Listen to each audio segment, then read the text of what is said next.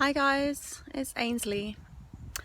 Just wanted to come online and talk to you guys about rest, which is a really important part of recovery from any chronic illness, especially CFS, and anything that really affects your mitochondria, and your energy production,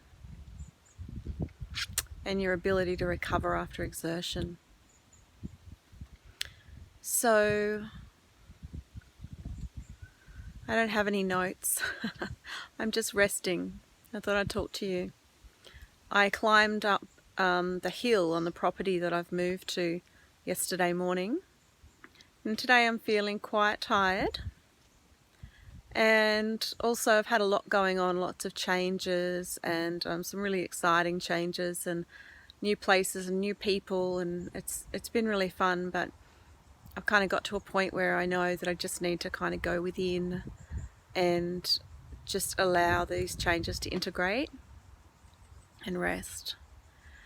So one thing I think is worth mentioning, no matter where you're at in your recovery, I think we all need to get to a place where we realize that rest is just a beautiful act of self-care. And often before we got ill, we didn't really appreciate it. I don't know about you, but I haven't met that many people that developed CFS that were really just peaceful, easygoing people that just really appreciated a good siesta and, were really chilled out. They were usually like pretty adventurous or, sporty or go-getters or, a little bit push the adrenaline junkie kind of side of things a little bit in one way or another, overachievers or this or that.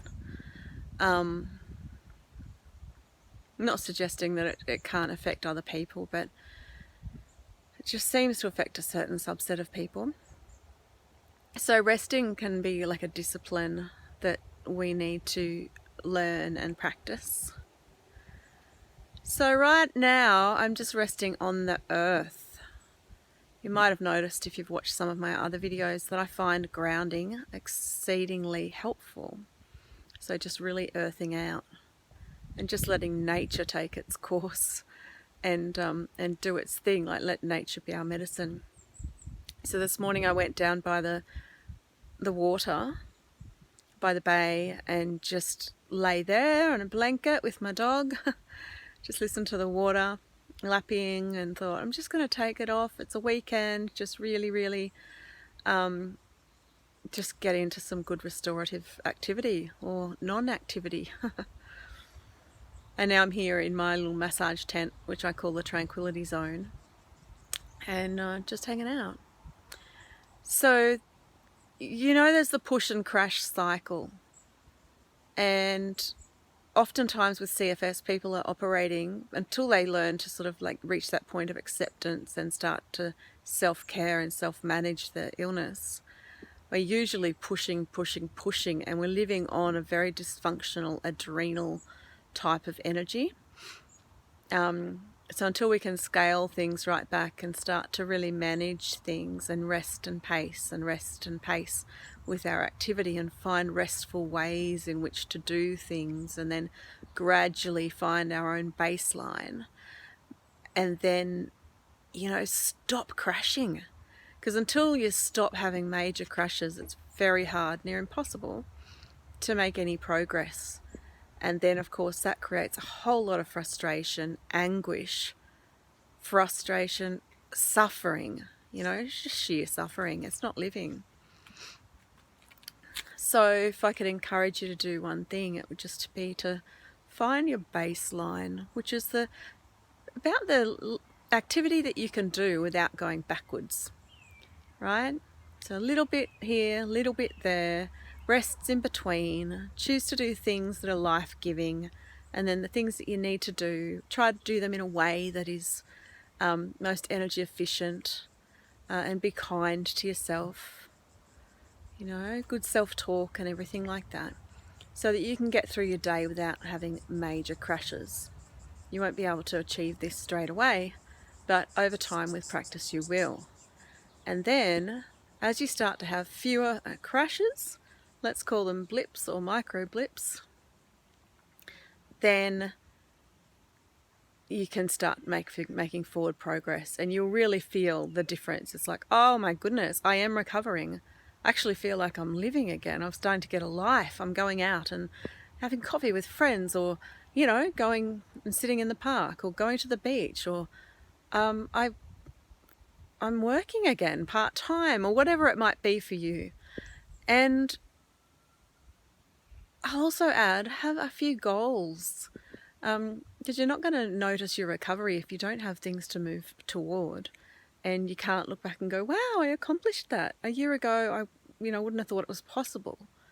But now, I'm doing it. I'm driving again, or I'm socializing, or I've joined a group, or I'm working part-time, or I'm walking around the block where once I was completely bedridden. All this stuff. So without really getting restorative rest and really learning to live in a more relaxed and peaceful fashion, we can't achieve these things, not after you've developed CFS. Or you can do them, but you're going to be wired all the time.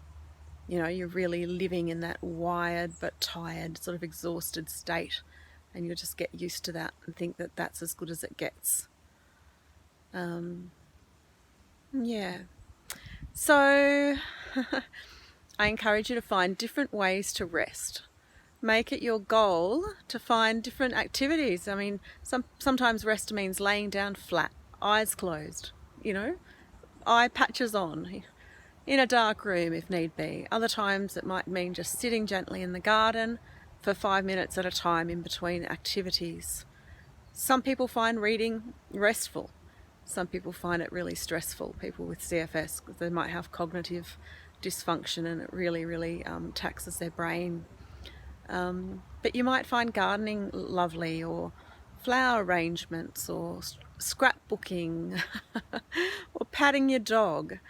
So, yeah, I'm going to leave you with a little activity. Just encourage you to start to observe different ways in which you can rest or do restful activities that are restorative, okay? That bring you balance, restore your energy, and replenish your reserves.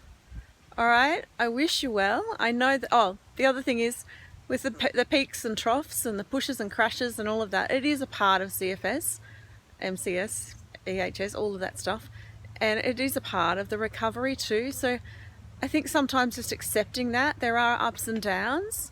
Recovery is not a straight line, it's not just this exponential curve that just gets better and better and better, every way and every day and every way I just get better and better. It doesn't work like that.